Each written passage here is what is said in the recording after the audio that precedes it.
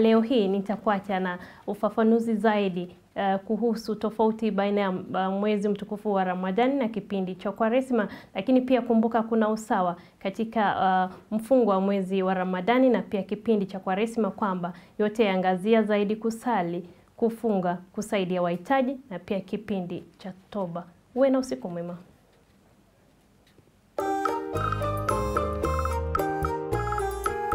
Je, wajua tofauti ya Kwaresma na Ramadhan? Ramadhan inazingatiwa na Waislamu. Kipindi hiki huanza baada ya mwezi kuonekana. Waislamu hutakiwa kufunga chakula, kinywaji na uhusiano wa kimapenzi tangu asubuhi hadi jioni katika kipindi cha siku 30. Kipindi hiki cha kufunga ni nguzo mojawapo ya dini ya Kiislamu na humalizika kwa sikukuu ya Eid al-Fitri, ambapo marafiki na wanafamilia hujumuika katika vyakula na kupokezana zawadi.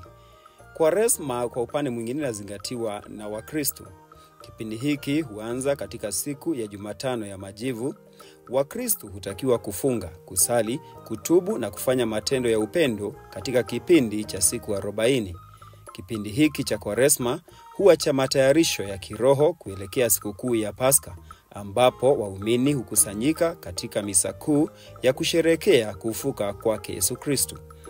Kwa ndugu zetu Waislamu tuwatakia Ramadan Karim, na kwa Wakristo tuwatakia Kwaresma yenye baraka.